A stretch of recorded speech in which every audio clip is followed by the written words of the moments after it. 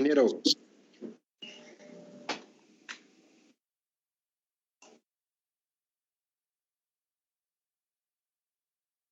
Ok, ¿qué tal están?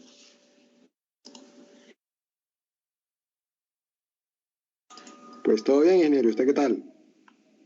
Bien, aquí viéndolos. Muy bien también. Vamos a compartir pantalla.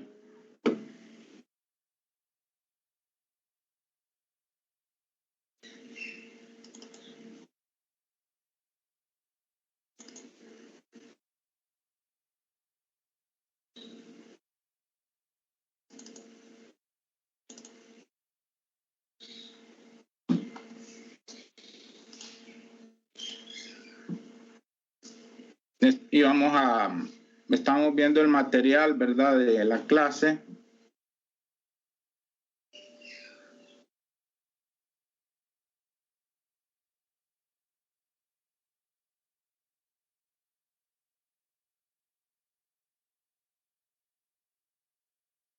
Y vamos por el material 8, que son las líneas de transmisión. Bien, entonces miren, las líneas de transmisión tienen 4 parámetros importantes, ¿verdad? Que uno debe ver. Son la resistencia, la conductancia, la inductancia y la capacitancia. En general, en sistemas eléctricos de potencia, dependiendo de la longitud de la línea, es que se modela a detalle también la línea, ¿va? Depende del estudio que se requiera.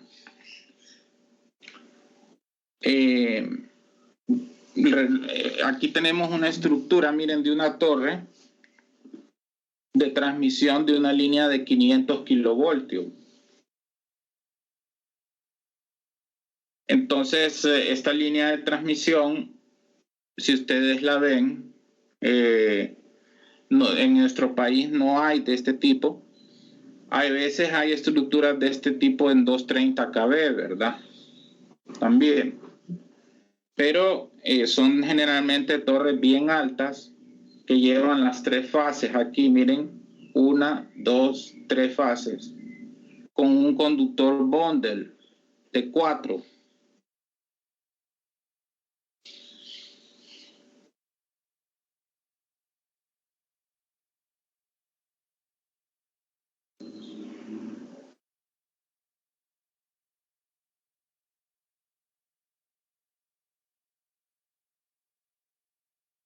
Y aquí están los aisladores.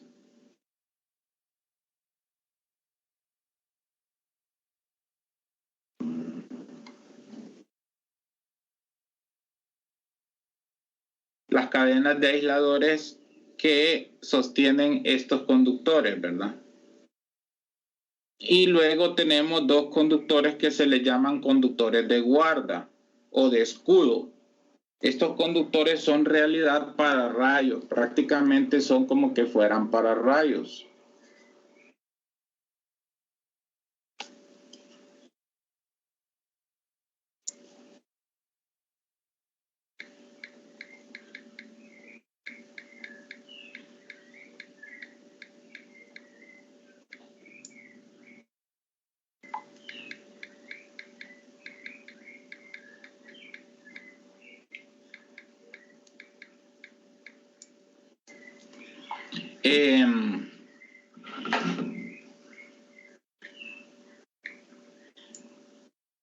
Entonces, estos conductores, cuando cae un rayo, cae acá, ¿verdad? En uno de estos conductores, ¿verdad?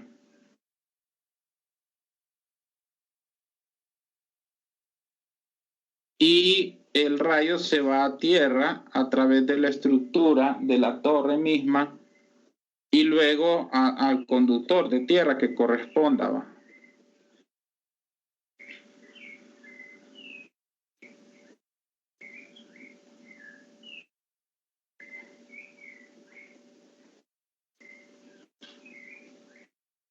Bueno, entonces, fíjense bien. Ahora, ¿qué sucede?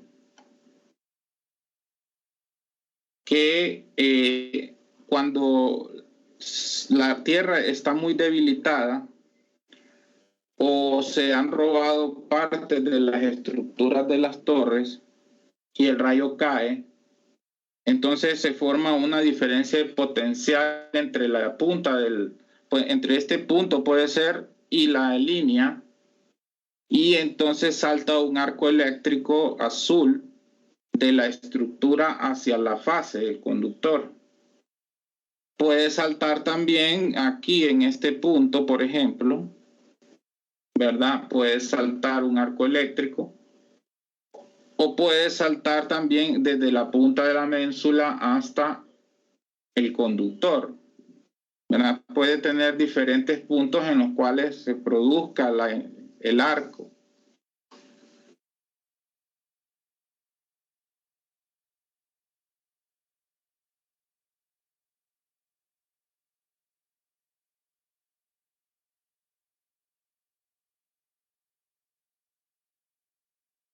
Y cuando se produce el arco, entonces se dice que hay una falla en la línea de transmisión. O sea, es como que el conductor haga contacto con tierra, ¿verdad? A través de ese arco. Entonces se produce una falla y se deben disparar las protecciones. Esta es la falla típica de una línea de transmisión. Claro, si un árbol, por ejemplo, va creciendo y llega a un punto cerca de la fase, también puede saltar un arco desde el conductor hasta el árbol y se produce un contacto a tierra, ¿verdad? Por el árbol, a través del árbol, ¿verdad? Por un arqueo. Pero estos arqueos que se le llama rompen el dieléctrico, es decir, cuando un rayo cae, por ejemplo, y hubo un arco aquí, este dieléctrico, estas cadenas dieléctricas de aisladores ya quedan dañadas. Y lo que sí es seguro es que al haber otra falla, al haber otro rayo, no importa que caiga en otra torre muy lejana, también el rayo viaja por estos hilos conductores como una onda electromagnética, como las vieron en Electro 1, y va a llegar el rayo a la torre que tenía estas cadenas debilitadas y va a haber otra vez un arco en el mismo punto. Entonces, la empresa transmisora, cada vez que ocurre una falla y abre un interruptor, tienen que ubicar el punto de arco y cambiar las cadenas de aisladores, porque si no lo hacen, la siguiente falla vuelve a haber de nuevo un arco en el mismo punto. A veces sucede que la tierra está tan mal, la conexión, o se han robado tanto las estructuras, los pedazos de la estructura de las torres, que digamos el rayo pueden haber arqueos en torres diferentes y fases distintas. Por ejemplo, puede arquear esta fase y 3 torres adelante esta y 7 torres adelante esta.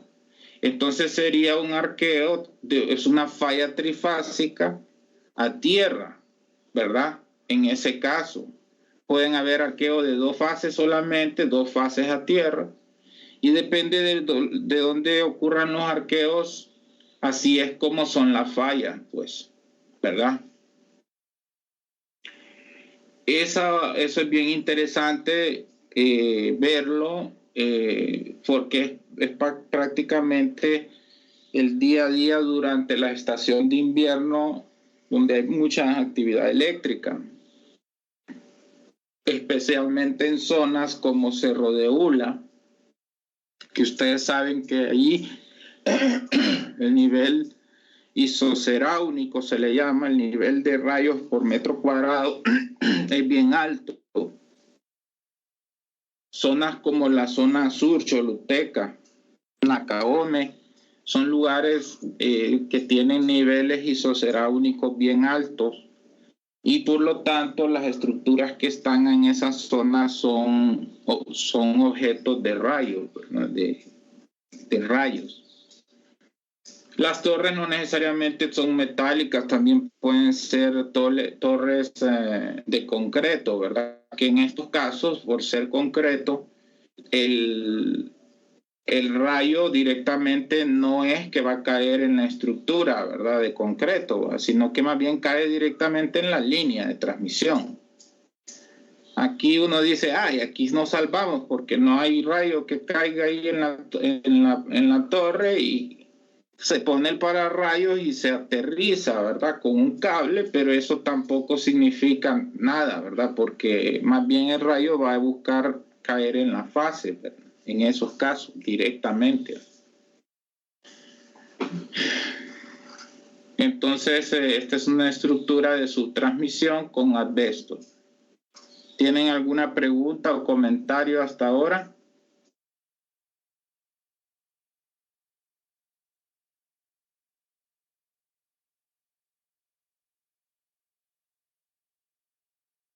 Entonces, las líneas de transmisión tienen circuitos equivalentes, parámetros por fase.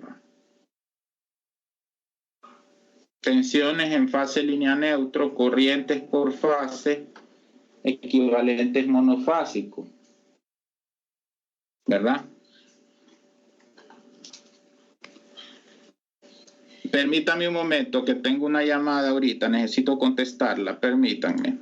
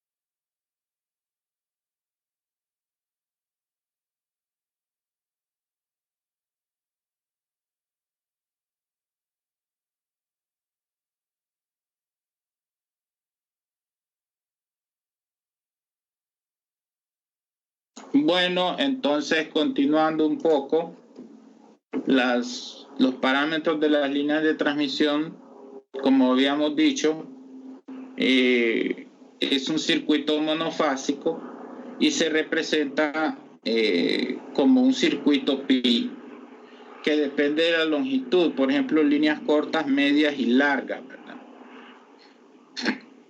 Ustedes vieron en circuitos parámetros de 2 puertos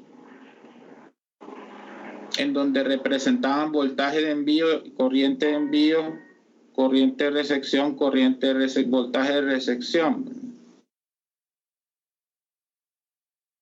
Y líneas que son menores a 80 kilómetros tienen capacitancia despreciable, ¿verdad? Esto es bien interesante. Líneas menores a 80 kilómetros, el efecto capacitivo se desprecia y solamente se representa por una impedancia serie R y X, ¿verdad? Este efecto se desprecia en líneas cortas menores a 80 kilómetros. Líneas mayores a 80 kilómetros se representan como circuitos pi directamente, ¿verdad? Con resistencia, reactancia y capacitancia sin usar parámetros distribuidos. Parámetros distribuidos ustedes los vieron en electromagnetismo 1 cuando miraron la línea, las ondas electromagnéticas en líneas de transmisión, ¿verdad? Y el circuito pi, ¿verdad? Ustedes ya lo conocen, lo pueden representar con estas, las impedancias, ¿verdad?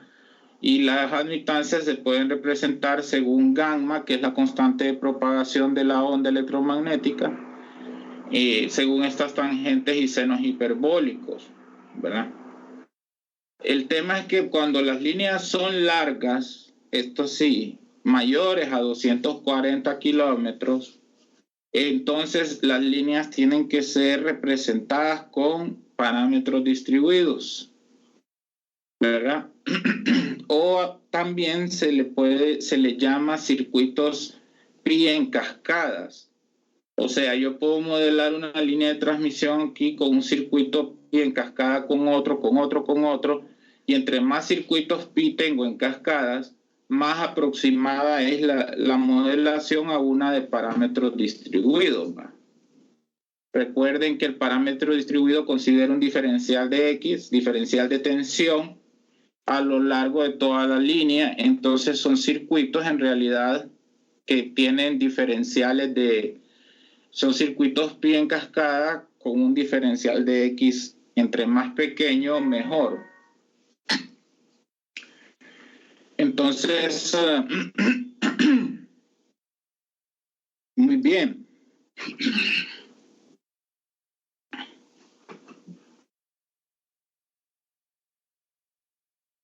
Bueno, entonces ese es el punto de la representación de las líneas de transmisión, ¿verdad? Según la longitud de ellas, ¿verdad? ¿Alguna pregunta hasta ahora o todo está claro?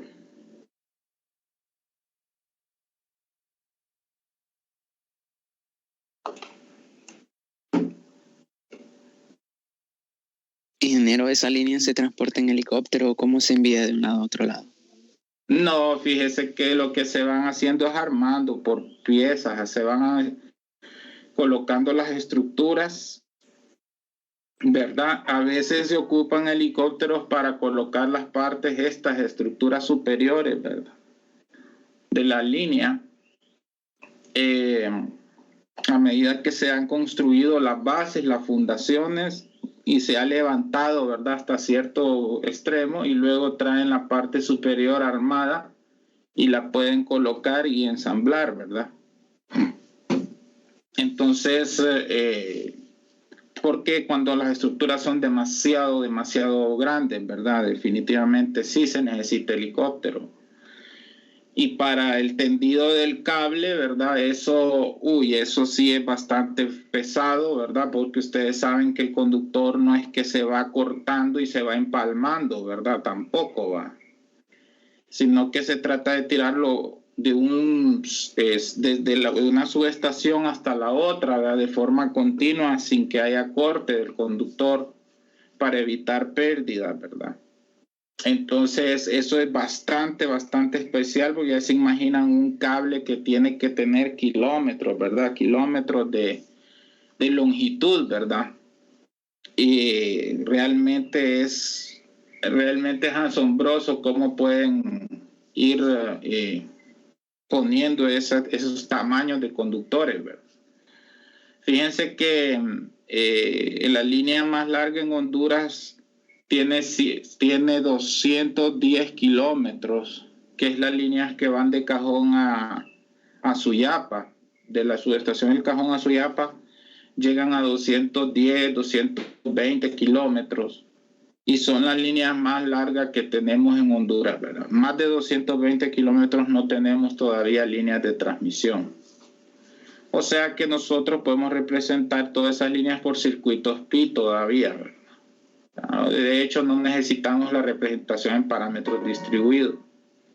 Pero en países como en Estados Unidos o China, Argentina, Canadá, que son unas distancias enormes, ellos sí tienen líneas de transmisión gigantescas, ¿verdad? Y ahí sí la modelación importa mucho que sea en parámetros distribuidos, ¿verdad?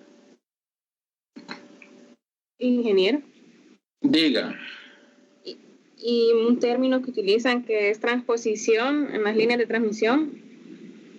Eso se habla más adelante aquí en el material, o en otra parte creo del material, creo que lo habla, que eso ya lo van a ver ustedes, lo vamos a ver más adelante, pero se hace precisamente para que los parámetros resultantes sean promedio, tengan un promedio fijo. Y bueno, eso lo vamos a ver más adelante cuando lleguemos a esas filminas que tengo ahí preparadas para eso. Entonces miren que de acá va de los parámetros concentrados con senos hiperbólicos y tangentes hiperbólicas. Entonces, si el seno de gamma L sobre gamma L, si gamma L tiende a 0, ¿verdad? Entonces, este seno hiperbólico tiende a 1 y los parámetros Z' ya y Y' ya pueden representarse directamente como impedancia RX y C, ¿verdad?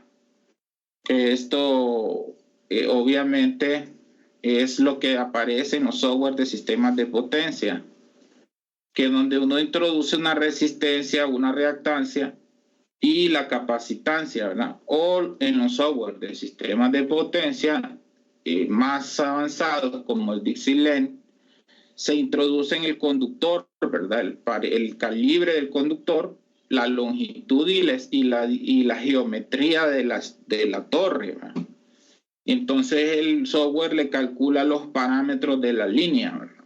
Nosotros vamos a ver aquí cómo calcular esos parámetros, ¿verdad? Entonces la línea corta es sencilla, miren, es una R más JX, cuyo diagrama fasorial ustedes prácticamente es igualito al del transformador, ¿verdad? Aquí está la E de recepción, luego viene la IZ, ¿verdad? La corriente con un factor de potencia atrasado, luego I por Z, 90 grados aquí aproximadamente, ¿verdad?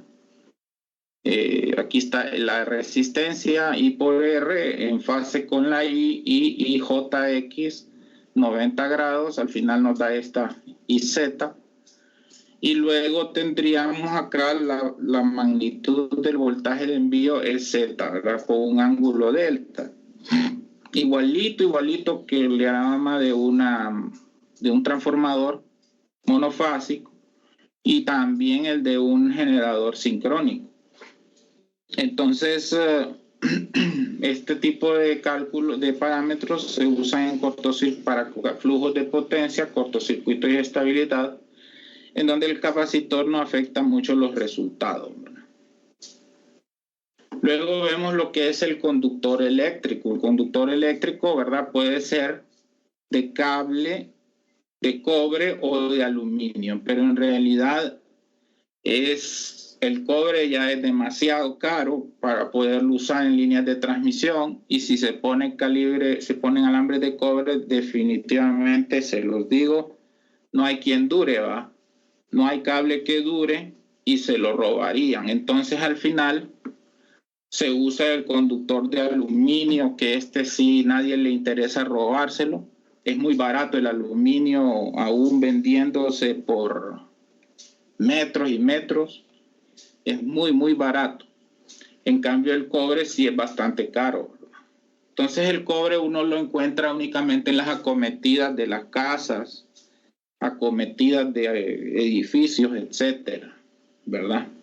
El cable tiene varios alambres trenzados que dan mayor resistencia mecánica, pero al trenzarlos aumenta la longitud y por lo tanto aumenta la resistencia. ¿Va? Es esto, ¿verdad? Este es un trenzado de cables, ¿ven? Un trenzado de cables que lo que hace es aumentar la longitud del cable, por supuesto, y acá se tiene que usar un núcleo porque el aluminio es muy delgado, o no delgado, muy quebradizo. Entonces, al ser muy quebradizo, tiene que tener un núcleo para que lo refuerce, un núcleo de acero, con conductores de acero. Se le llama alma de acero, aleación o alma de aleación, ¿verdad? Bien.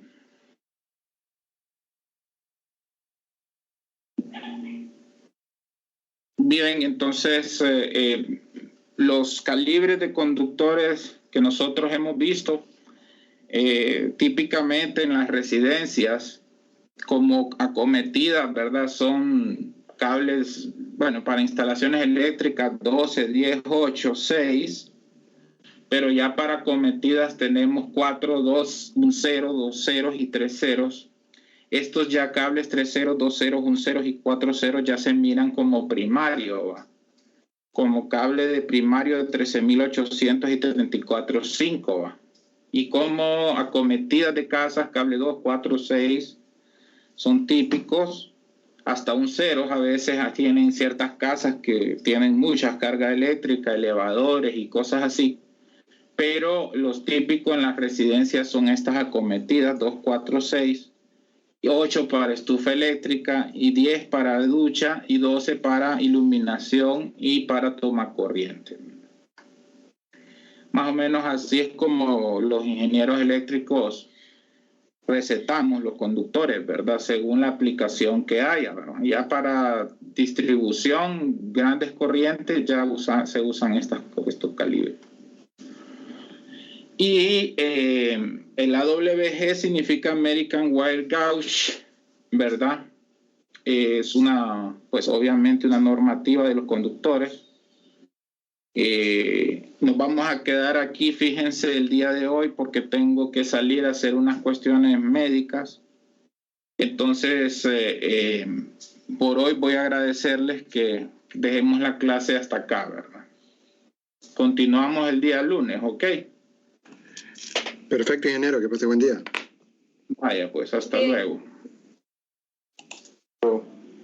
Feliz día.